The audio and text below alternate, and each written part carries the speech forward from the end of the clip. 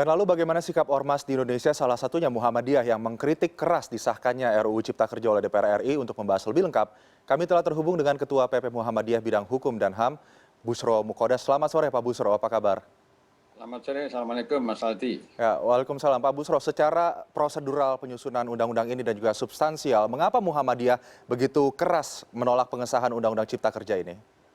Setelah kami mempelajari dalam 3 tahapan dengan mengundang sejumlah pakar dengan kajian akademis berbasis gejala-gejala, berbasis bahan-bahan yang ada termasuk draft itu, akhirnya kami berkesimpulan bahwa Muhammadiyah itu memiliki kewajiban keagamaan sekaligus kewajiban kebangsaan yang integratif.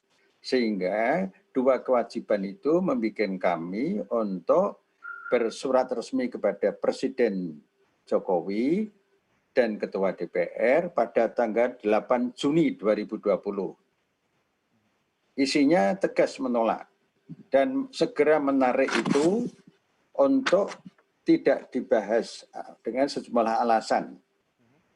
Dan sebelumnya itu, 2 bulan sebelumnya, berarti sebelum bulan Juni, ketika awal-awal dibahas itu, pimpinan Pusat Muhammadiyah sudah berkirim surat resmi juga kepada pemerintah dan DPR agar pembahasan di-stop. Mengingat kondisi masyarakat sedang harus diprioritaskan pada sektor dampak dari pandemi COVID-19 itu.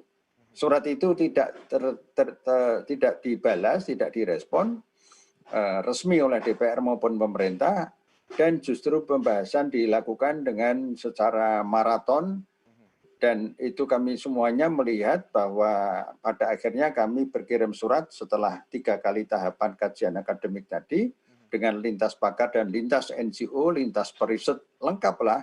Akhirnya kami lampirkan keberatan itu dengan lampiran hasil kajian tersebut. Begitu. Kalau pembuatan undang-undang yang tadi Pak Bushro mengatakan dilakukan secara maraton itu, sebetulnya apa yang dilihat janggal oleh Muhammadiyah terkait penyusunan Undang-Undang Cipta Kerja, Pak?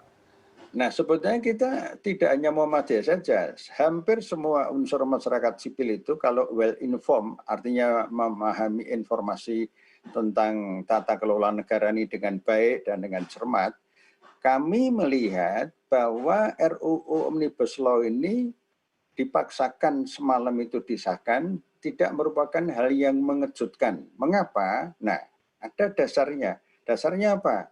Ini bagian dari dominasi dari 2 dominator. Dominator itu ialah 1, oligarki bisnis, yang kedua oligarki politik.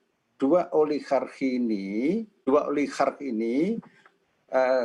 terus melakukan satu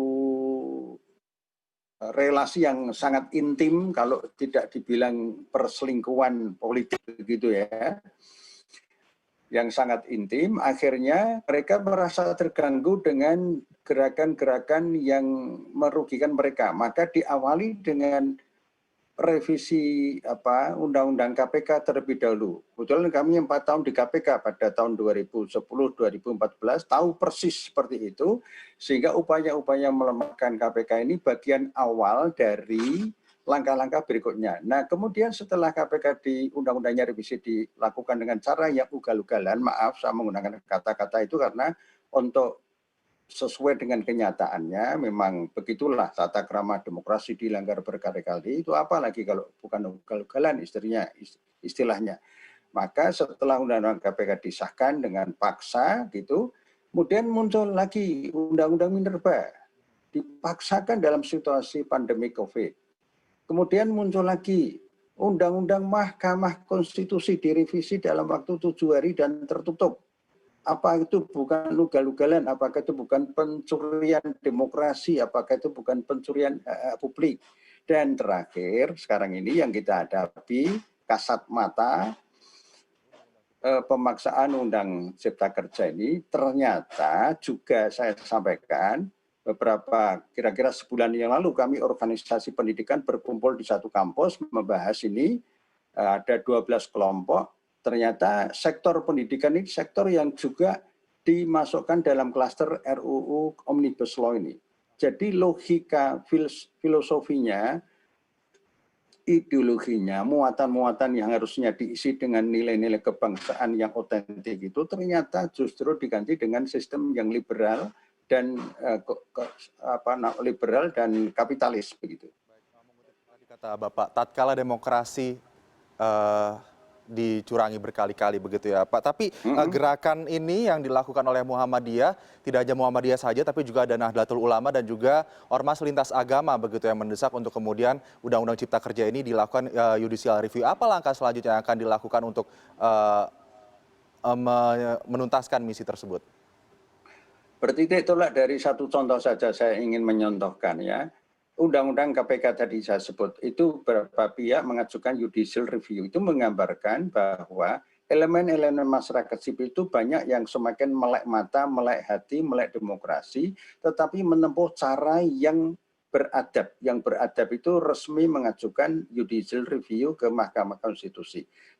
Nah, kami pun juga akan menempuh itu dengan catatan serius ini, apakah dan bisakah Mahkamah Konstitusi itu masih mencerminkan sikap, kualitas, dan ruh kenegarawanan yang itu dituntut melekat pada Hakim Konstitusi 9 orang itu.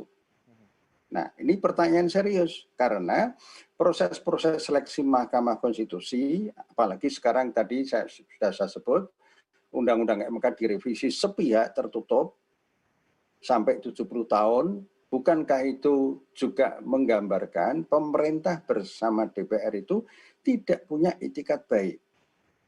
Sehingga mengkondisikan Mahkamah Konstitusi sedemikian rupa. Sekarang bergantung kepada hakim Mahkamah Konstitusi itu.